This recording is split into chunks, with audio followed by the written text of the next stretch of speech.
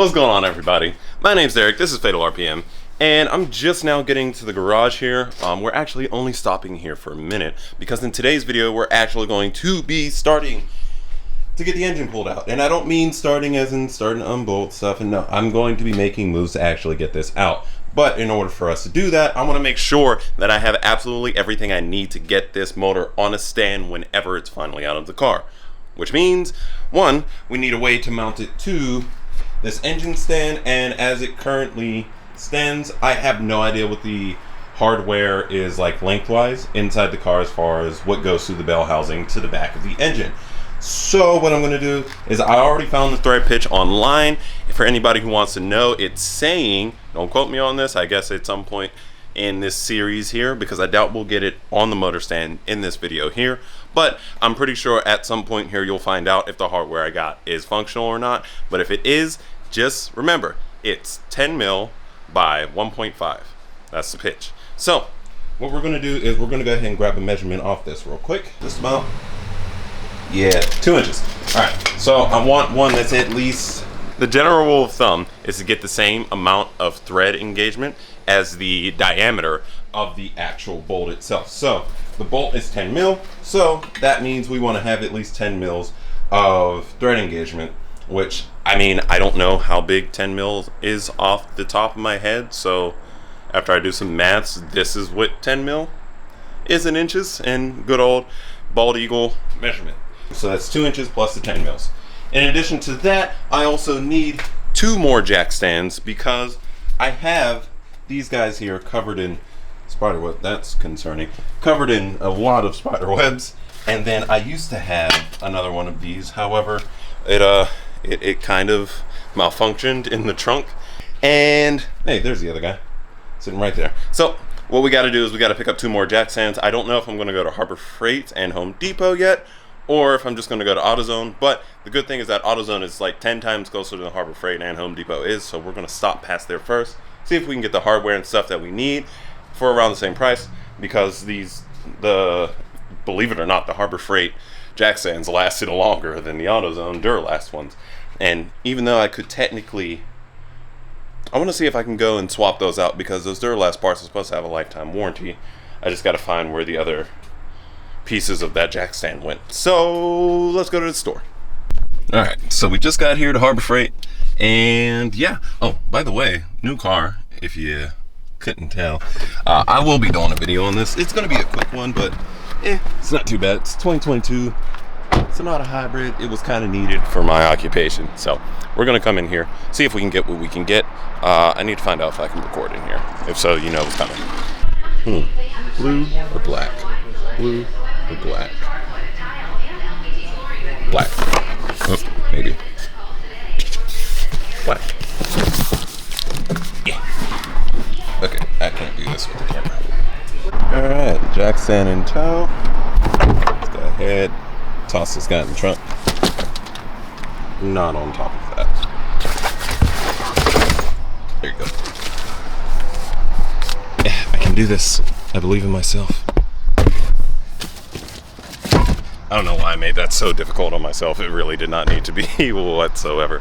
Alright, let's go ahead, get down to Home Depot and see if we can't find this hardware, as well as something to put the bolts through, because I don't know if it's going to work straight into the engine. I don't know. I'm going to see what I can do, if I can do anything. I don't know. This is my first time doing it, so I don't know what I need or what I don't. I guess we'll just kind of see. Let's get to Home Depot. So here we are. We're going to try and find, again, hardware. 10 mil by 1.5. And the sucky part about Home Depot is I gotta walk all the way to the other end.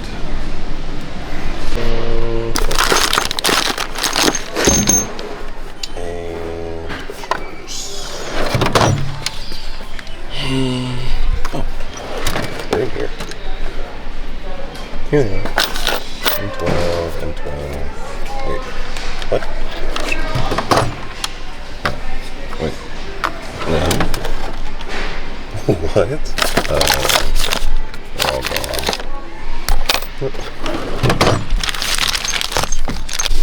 Alright. So we got our haul from Home Depot. I got a little bit more than I initially showed, but what we went ahead and got was these guys here, which I'm going to cut up, put another hole in, and use to actually attach it to the hoist. So I got 2 of these, even though I could have probably did something with this, but just to make my life easier, I'm going to cut it here and use it like that. So these are somewhat thicker, like I was pressing on them, like bearing down on them and couldn't bend them. So that was, well, not bearing down on them, but like grip strength. Now that that's all done, we get to go to the garage and actually put this stuff to use. But first, You had a sweet tea that ice? yes, All right, here you thank you. Have a good one. You too. So you might be asking yourself right about now, did you really just wait 10 minutes in the Chick-fil-A line for a sweet tea? The answer to that question was absolutely, because I've been craving this thing for weeks. And every time I've driven past, it's always been a Sunday. Like, that's always been the case with Chick-fil-A.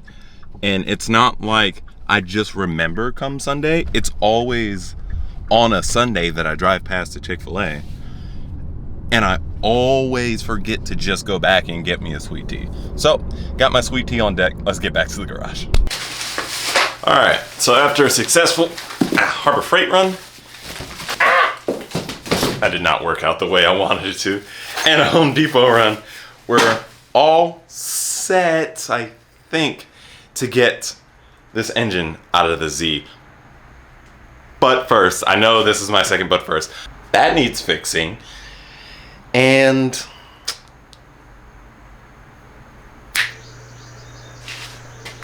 hey, it worked. All right, so it's been a little bit of time getting stuff cleaned up. I know this looks like the kid version of cleaning your garage where you just kind of push everything to the side, but I promise you it is all reorganized except for what's laying on top, obviously, if you couldn't tell by that guy there and that there and that. You know what, let's not pay attention to that. So now that everything's all cleared up, I can easily move this guy over there. What we're going to go ahead and do is we're going to get everything off the car, we're going to jack the car up, and then we're going to get the crane in position just to see how difficult it may or may not be to get this thing out of here. Even though I don't foresee myself really having any issues, it's more so of a maneuvering type deal. I might have to pull the wheel, but I don't know. We shall see what's going on. So stay tuned.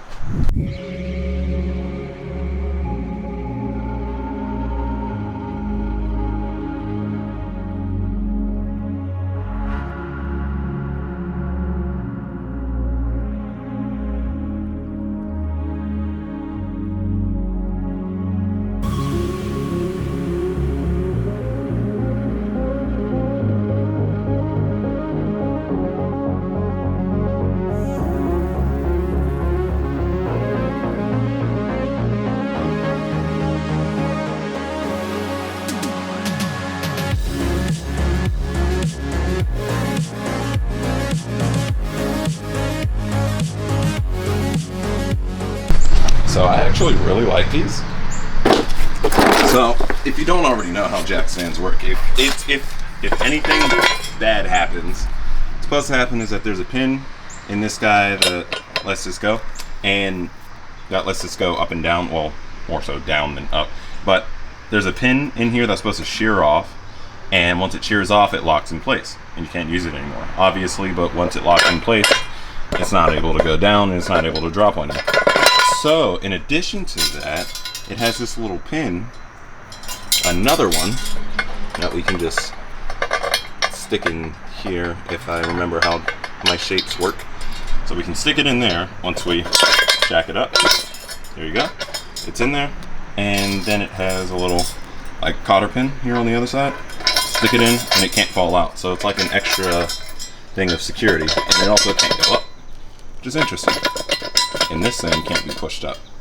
So it kind of saves the case of I'm under the car and I kick it up, because with the pin in, or without the pin in, I'm under the car, I'm working, and kick, obviously it's a lot more harder than that, because there's no weight on top of this, because you got to push the weight of the car up. That's also part of what that there is for. But with this, you can't go up, so we're good. Extra safety. Now I'm going to take this pin out and we're going to put this under the car. Just wanted to show you that. It's pretty cool.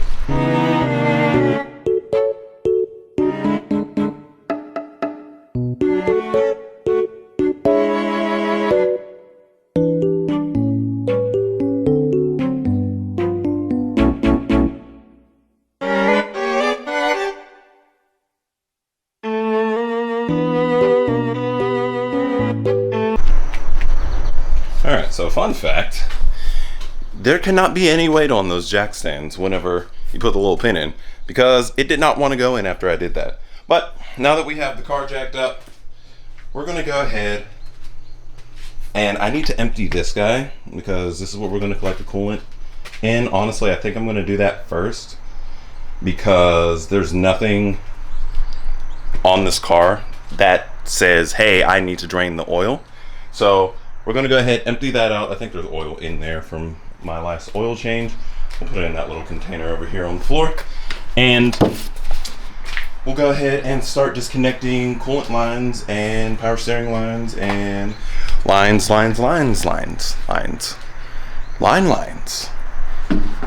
am lines.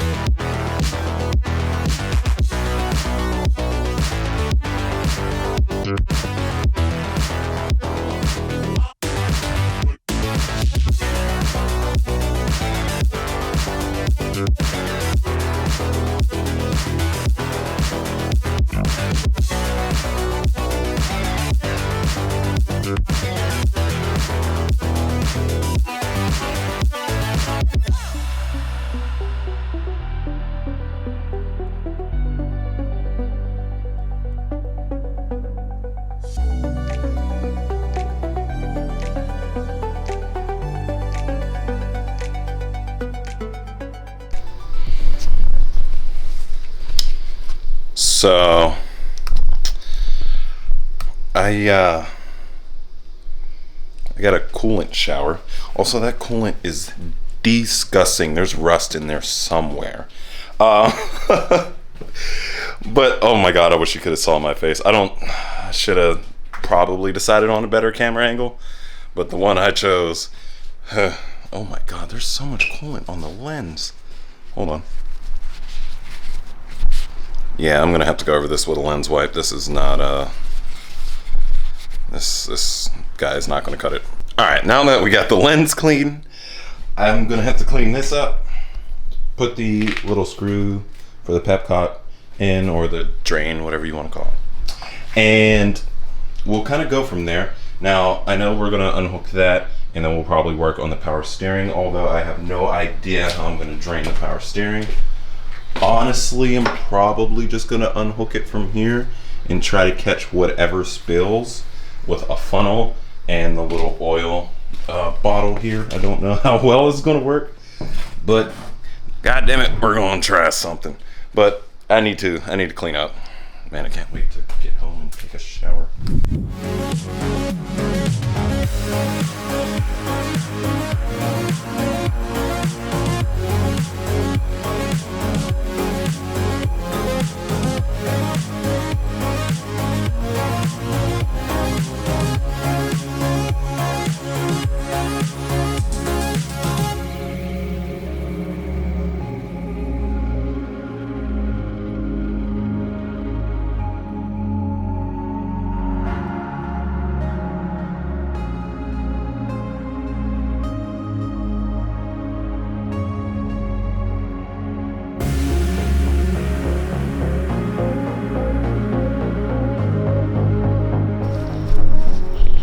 So, as you could kind of see, based off of the time lapse there, we're gonna have an issue trying to pull this engine. So, what my main issue is I don't have enough space back here, or else I'd just come from the front. But as you can see, this is how much space I have between me and the wall and me in the crane. Not very much, as you can plainly see. So that doesn't really give us a whole bunch of room, and that's, granted, I know this won't be here and it'll be able to come up to basically this point, which, I mean, cool, we can get the engine out that way. What I'm worried about is actually getting the engine out of the car. Like, I know we can lift it above the car, but clearing all this stuff around it. Honestly, I think what's going to end up happening is once we get the engine lifted up, if we can't pass it over the fender or over the front and kind of finagle it out of here, then I'm going to have to lower the front of the car, because we're on the jack stands, we are on the lowest setting, and as you can see, like, when we took the wheel off, that was barely coming off. Like, as far as like clearance on the ground, there was like a hair's amount of clearance on the ground. So it kind of helped that there was a flat spot on the tire. But I don't know what we're going to do as far as that part goes, because you can see, hold on, let's grab a tape measure. We kind of just sit this here. You can kind of see, even though it's not quite, come into basically the center of this here. So we measure there, it has to come over basically 20 inches or 21 to get to the center. And from where it currently sits to where it can go is 17 or 16 and like 3/4.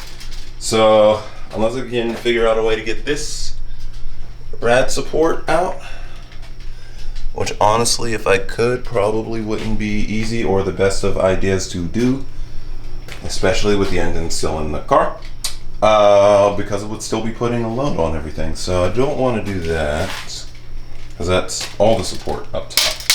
But I don't know, we'll definitely figure something out. Now, since we're at this point in the video, I know we're probably already at the 20-minute mark, because I don't know how to make short videos. But since we're already this far along in the video, and I don't want to leave you guys with basically just that, I feel like what I'm going to do is, even though it's probably not going to fit as is on here, wait. I was just about to say I'm going to test fit the wheel, but where's the wheel? It's not over here, because that's behind there. I don't think I took it back home. I might have. I don't think I did. Oh, that's right. It's in the trunk. Yeah. All right. So let's go ahead, now that I did all that, let's go ahead and test fit this wheel. We are now recording. Throw this under here so don't accidentally drop. The wheel on the ground. So I can save this just based off of lifting the other wheel. This one's basically the same weight without the tire, so I don't know if we'll be saving very much weight, if any at all. Oh, hold on. All right, so I'm just gonna do this real quick. Hub-centric rings, yay! So let's go ahead. Oh yeah, no, okay. I need to do a little more than just that little bit that I was sitting here doing. All right, so I got just enough space behind it to be able to get like a flathead or something.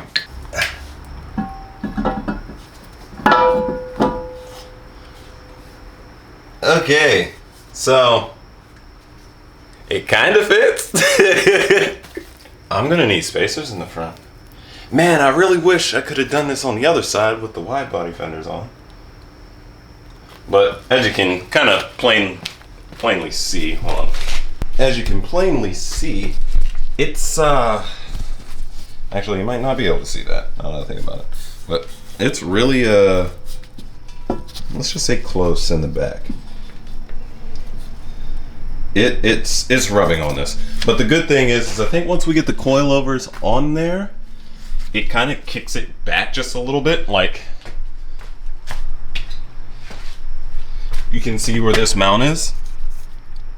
Like, it has the two brackets on the side, so the actual tube of it sitting back here, or it's sitting like back here, but the tube on here is coming straight out the back, so it will be offset by just a little bit, which I think even without spacers, because I mean we're gonna have to run spacers, because as you can see this is basically flush, and that's with that massive droop down from the suspension sagging. But this will be a flush setup as is, so we're gonna have to put some relatively large spacers on here, probably around 50 or 70 mils. I don't like it, but that's what we're gonna have to do. I was working with what I could at that point in time, so this is where we currently stand with this on the Z. As you can plainly see, they look dope when they're finally on the car, but you'll only get the full picture once they're wrapped in rubber and when the car's on the ground and lowered. But as always, I want to thank you guys for watching. In the next video, we will be doing something here. I know I've said that, what, twice now? But I promise you, we're going to be working towards this. It's going to be a very interesting week. That's all I can say. Don't forget, if you liked the video, go ahead and hit the like button down below. And if you want to support me just a little bit more, hit the subscribe button as well as the bell icon right next to it so you get notified whenever I drop new videos, which should be soon. As always, I want to thank you guys for watching. Peace out, and I will see you in the next one.